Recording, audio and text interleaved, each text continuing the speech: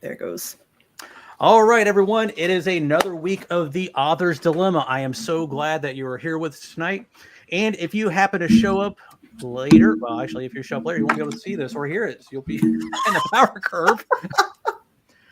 But anyway, if you are here and you happen to... hold on one second. What was that? I got it. Okay. Sorry, I had technical difficulties on my side. I'm like a squirrel, and when I see things pop up on the screen, I obviously pay attention to that. Anyway, so like I said, this is our third week, and my name is J.E. Jack. I write urban fantasy and paranormal thrillers. Mr. And Hyrum? I'm Hyrum Hawks, and I write hard sci-fi and hard sci fantasy. And I'll talk about that more in a minute. Yeah, and I am Jennifer Carr, and I write Christian suspense fiction as well as clean romance. All right. And we also have a viewer that says hello, or hey, excuse me, hey with an exclamation mark. Kim, thank you for showing up. I appreciate you being here. If you have any questions on writing or anything regarding publishing or whatever, hey, ask. We'll try to answer the best we can. And if we can't, we will go and find out and get back to you on another show. We'll make stuff up and just not tell you. Because we're authors and you won't know the difference. Yeah. Well, it's fun. It's funny. Like, I've wrote poetry before, and it's funny how people extrapolate different meanings out of the things you write. And so people come up to you and they're like, "Oh, so when you wrote this, did you mean this?" And it's just like, nope, didn't mean anything. Absolutely. You are on a level that I just couldn't imagine. That's amazing. Kim says, I just like to read. Well, guess what, Kim? You're going to get behind the scenes information from authors when you hang out with us. So I don't know if that's a good thing or a bad thing, but welcome. It's like making sometimes sausage. Yeah. Sometimes when you get too close to the tree, you can't see the forest and you get lost. So, all right. Troy Pusateri, thank you so much for being here, brother. I hope you're doing well where you're at. I worked with him overseas, and he's a real good guy to know. So Thank you so much for being here this evening.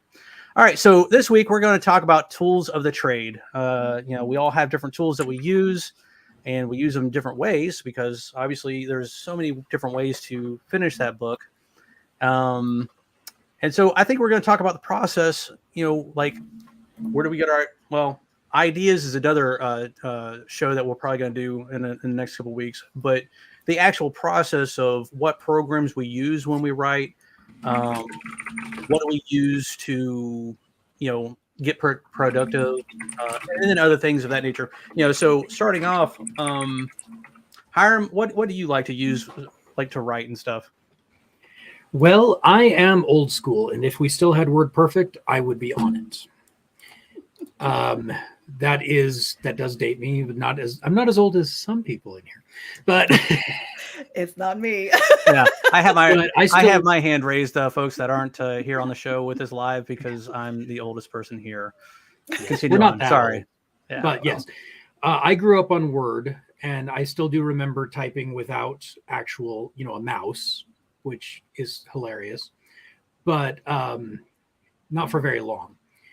And I grew up I learned Word right after WordPerfect kind of went away.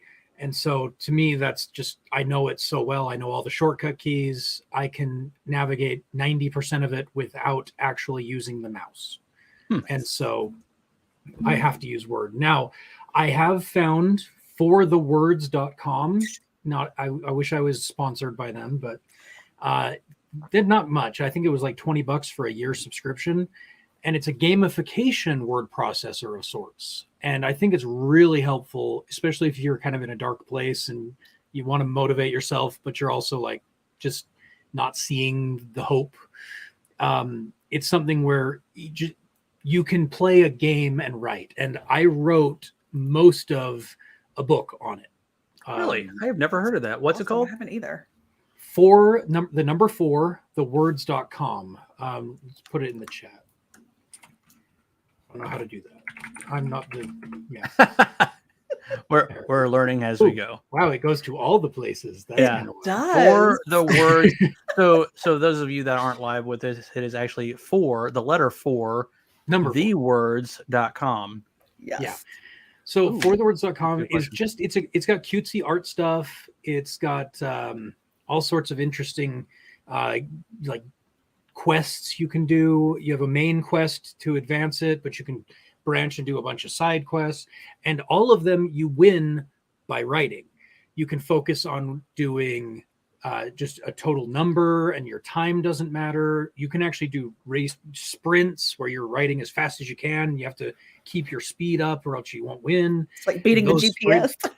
Yeah, it is. And you can do it for 5 minutes, or you can do it for 2 hours. You can do a 2-hour writing sprint with the gamification. I'd call that upper level. That's pretty well. But yeah, I loved that. During the worst of my depression, before I managed to get some help, I used it and wrote most of a book. That's amazing. That's really cool. That's I can't even talk. That's what's so cool is there's so many tools out there, and and that's another cool thing about networking, right? You get to meet different people and you learn these different things. Jennifer, what do you use? My first book I wrote on Microsoft Word, and that was fine. I will say that the editing process was a little slower because I'd have to send the whole file to my editor and get it back. And then and I don't love it. So we moved to Google Docs, which made real-time editing much more fun. But I will also say, and this kind of goes to Troy over here had asked this question about AI, and it's something that I have a big opinion on because I learned that Google Docs was like, they were taking information and hoarding it for their own AI purposes. And you can do your research on that. So I don't love the idea of using Google Docs anymore. But I will say that with AI, I also use ChatGPT for different things. And so you kind of have to be wise about it, do your research, know what you're doing. But Google Docs is where I was, but now I use DabbleWriter. And I really like it.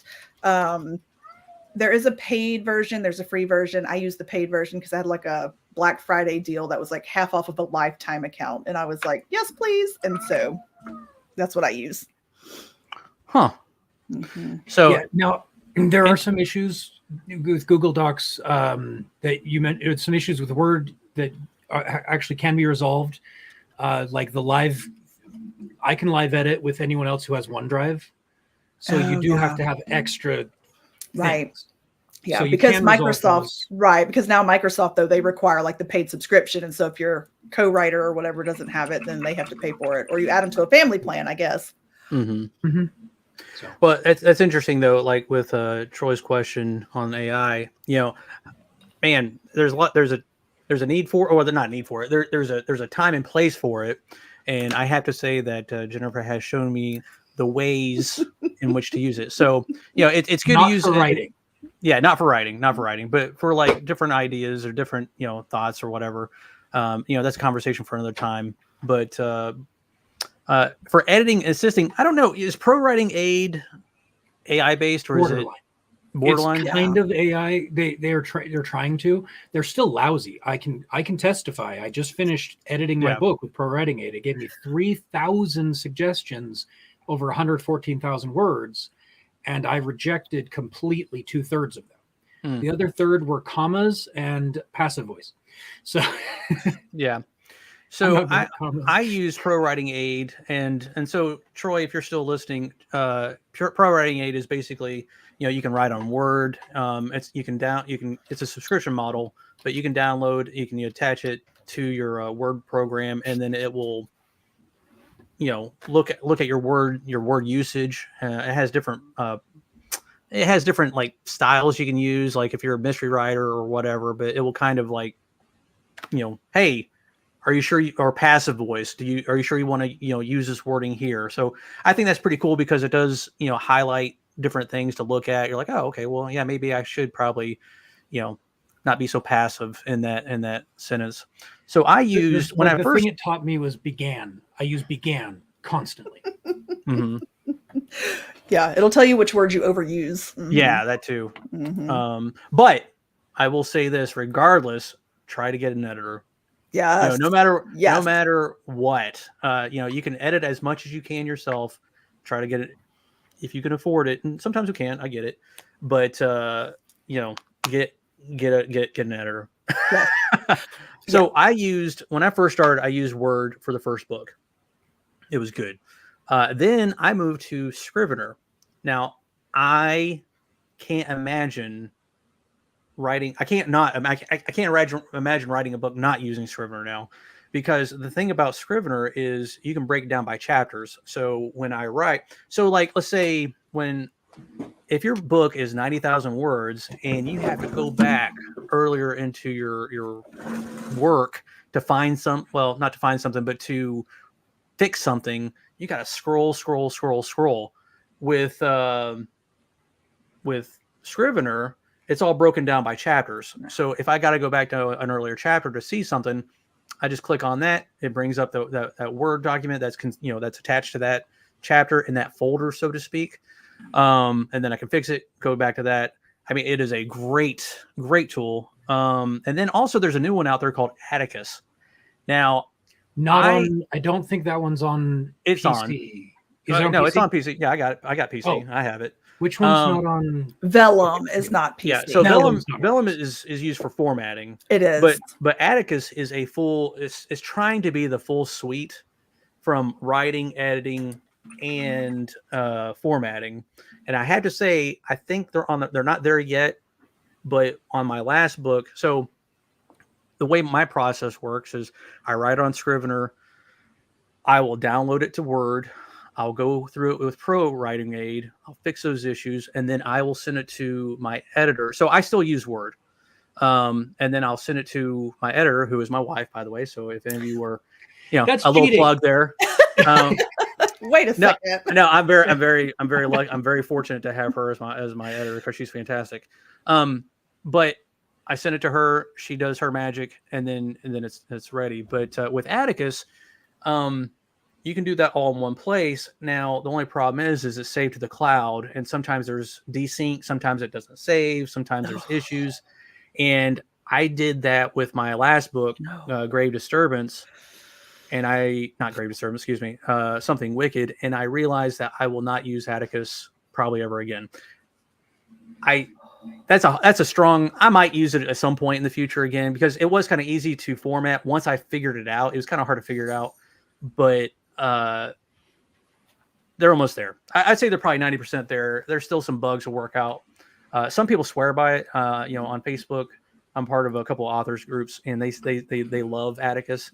The formatting is easy. I've never used Vellum, so I don't know how that works. Vellum is definitely, it is Mac only. And so if you're a Mac user, Vellum is amazeballs. Like the features that they keep adding. And my favorite part is that you pay for it one time, and it was like $70. It was not expensive, and you can do unlimited books with it. So, and it generates your ebook and your print book and your Apple book and all the formats. So that's not fair. Apple users are the bomb. Yeah. I'm just saying. Well, yeah, Atticus does that got to too. join the cult, apparently. Yeah, Atticus does that too. I mean, it can, whatever format you need. Now with Word, you have to. Well, that's really tough, but it's doable. Yeah. Real quick, Troy says, "Very good. Thanks for the insight. Appreciate it." And like I said, if you have any questions in the future, don't hesitate to reach out to either live, or you can reach out to our email. And where's that at? It is authorsdilemma@gmail.com. Don't hesitate to reach out there. We'll try to answer as best we can. And then also we have Kim. Jennifer, is that your book, Fall When You're Ready? It might be. You're talking about this one right here. It is. That's my book. It comes out on February 1st.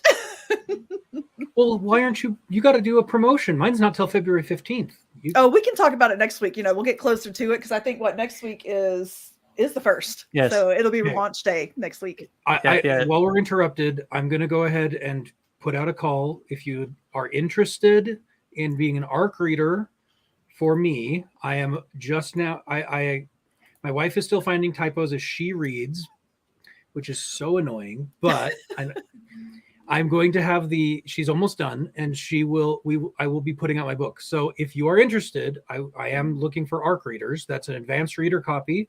That means all I ask, I will send you a digital version for free. And all I ask is that you put up reviews on all the favorite places. So little blurb about it. A deposed princess, expert in magical glyphs, must join forces with a charismatic ambassador and battle through the Valley of Death to reclaim her war-torn kingdom in a post-atomic world. Nice. So it's a science fantasy. So whether you want action, romance, magic in the atomic age, science, epic quests, world-changing battles, humor, or mythical creatures, you'll find them all in this thrilling adventure. I did make my wife cry already. So So where do they sign up for that? If you're listening to this live, you can go ahead and send me an email, hyrumhawks@gmail.com. But I will have a link on my website, hopefully by the end of the day. So if it's not there, then just send me the email and I'll add you to my list. That will get you on my newsletter as well by doing that. But that's, hyrumhawks@gmail.com. Perfect. All right. And Kim, she just wants to... Be sure you go and pre-order on the website, because if you pre-order on my website, you get a little bonus box that it's a surprise what comes in it. But I will tell you that my kid is like, can I please keep one? And I was like, as if there are leftovers, but there won't be. Is there a kitten in there? Yeah. No, they don't allow those to go through the USPS. All right. So when you're writing, do you guys listen to music, or what? No. What do y'all? Oh no? my gosh, no. Really, you don't? Not at all. No. I will. None. No, like Wow. even instrumental music. Now, here's the thing, like music is one of those things, like music and I are connected very emotionally and spiritually. Like we are just very deeply connected. And so if there is music playing, that's what I'm going to focus on, because I love music just in general. And so there will be no writing done if there is music playing. Now, have you ever tried having a co-working stream like on Twitch? I have not. I'm terrified of working alongside people, because that whole, I don't want it to be a competition, but everything's a competition, because that's just the beauty of co-working. It's not a competition. I've got a dozen now. I purposefully sign up only for co-working streams in foreign languages I do not speak. You would. The reason being is I can't understand them. So if they take their break and they start jabbering, I don't know what they're saying. And it just generally, now I prefer the female voice. I do not like male voices. Pretty much any music I listen to, like Celtic Woman, I don't listen to the male version. I just like that higher pitch. I don't know. That's just, so you can just tune it out. I totally tune it out. So I've never heard of that. I've never heard of that. Co-working together, but that's kind of what I was co-working. One second. That's what I was kind of envisioning with the Discord, writing sprints, like writing sprints in a group, like where we all come together, which we will do at some point in the next few weeks. We're going to have dedicated times throughout the week where we're going to set it up, and it's going to be a schedule like every week. And here again, if people show up, great. If no one shows up, no big deal. But we'll come together, we'll talk for a little bit, and then we're going to work for do a 25-minute writing sprint, and then call it a night. Right. Yeah. That's why by the way, the co-working streams. I love that. Talking about music, you guys don't listen to music. I do. There's a website I use called brain.fm, and it could be a total placebo, but apparently there's like waves in the music, and it's supposed to help you with the creativity and da da da da. It is a subscription based thing, but honestly, like I said, it could be a placebo, but it works for me when I use it. And they actually have a timer on their website, so when you do the Pomodoro, it's like it does it for you. And that seems to work for me when I'm writing, but it's not for everybody.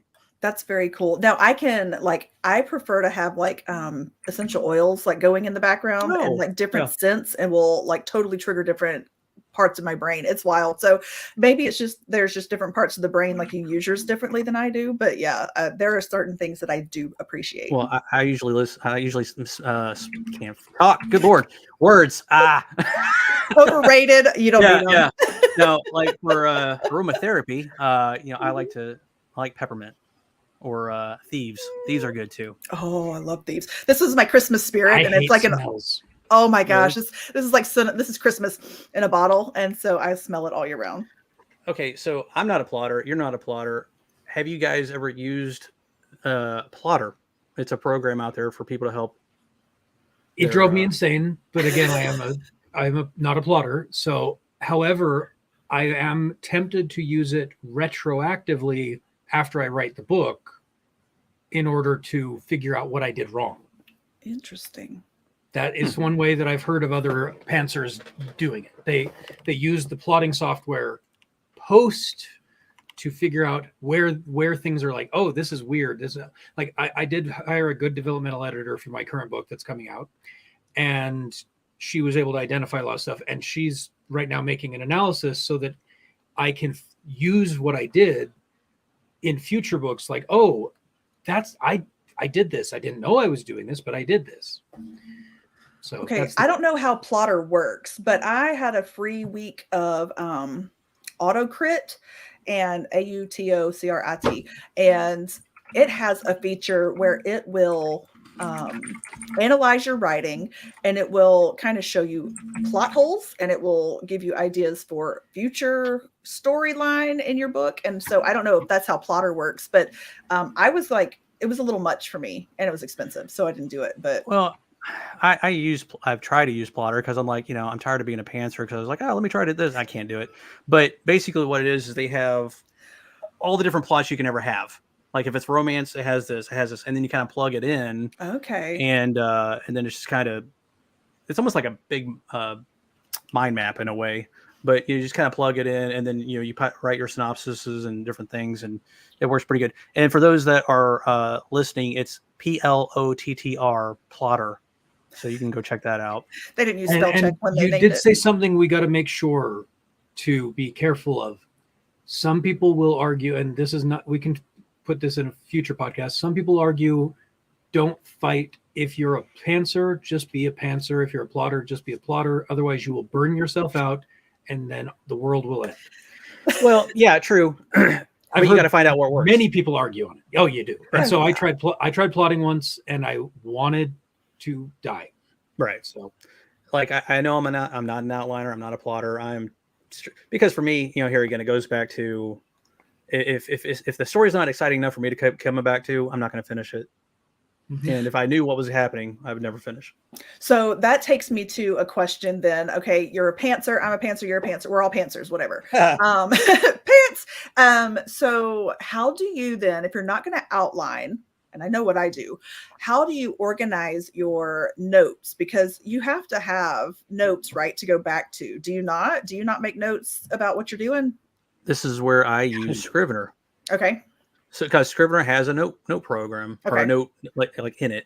So each chapter, each folder, you can go in there and you can put in your descriptions, the people that were, like because that's what happens, right? Sometimes you'll be halfway through the book and you'll change a name or hair color. I did or that. hair color or whatever. So every time I finish a chapter, I try to do this. I'm not as diligent as I should because because I'm in the moment, but I would like to start implementing every time I finish a chapter, going back and doing a synopsis of what's in that chapter in the folder heading.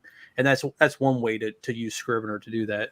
Hyrum, what were you about to say? I'm sorry. I didn't mean to cut you off there. No, I hadn't started. So WikiDpad is my alternate version. It's WikiDpad, WikiDpad. I've heard it both ways.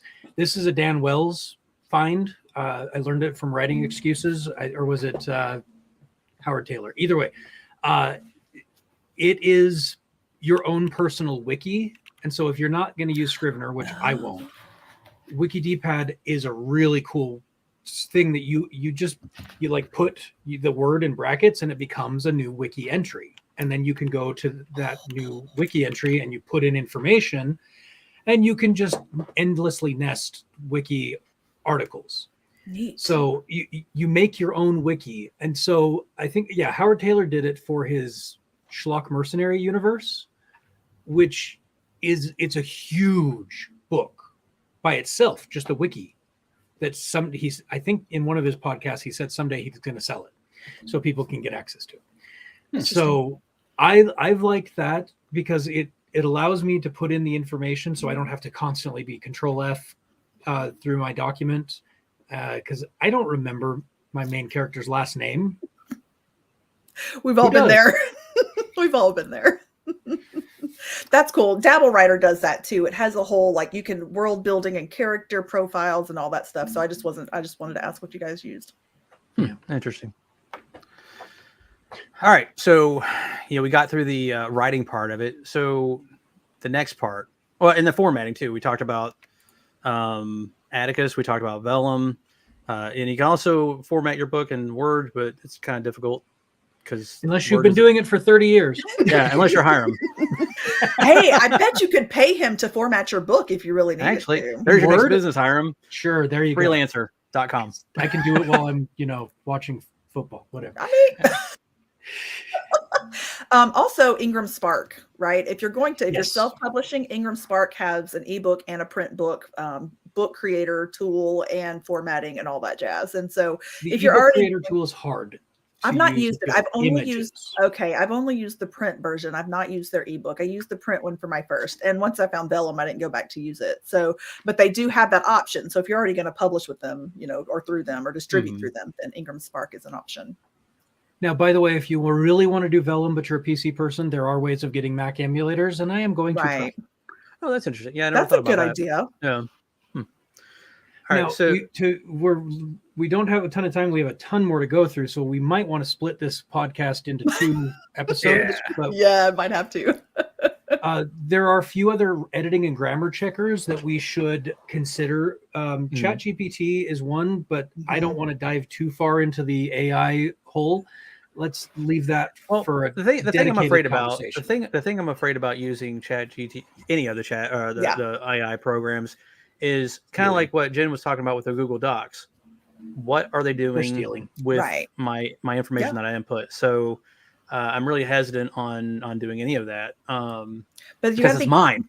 That's right. But here's the thing. Anytime you put it into any of these, like even Grammarly, they're building a database to use for future AI requests with your information. And so anytime, it doesn't matter if it's ChatGPT, just because it's the biggest, any of them that you're using, you're still going to face that risk. Your information has to go somewhere. That's true. I mean, yeah. Now, the other one they're in a business to everyone is Hemingway App. The Hemingway editor, the Hemingway app is really heavy. Yes, it is. But it is really powerful. And you will get depressed because you'll realize that your sentences are too long, or you speak entirely in passive voice, whatever it is. But I would recommend it, especially on shorter stories, so you can kind of train yourself. You can't use it on a 115,000 word book just all at once. It's too big. I tried. It bogs down. But it's a really powerful tool. I highly recommend checking it out. It was too heavy for my computer. Before I upgraded, it was too much. Like it was my laptop said, we're not doing that. Yeah. Okay. We already did start on some research and organization tools. So I know that you've already mentioned DabbleWriter has a lot of that. So it sounds like that's a really good cross-functional one. We already mentioned WikiDpad.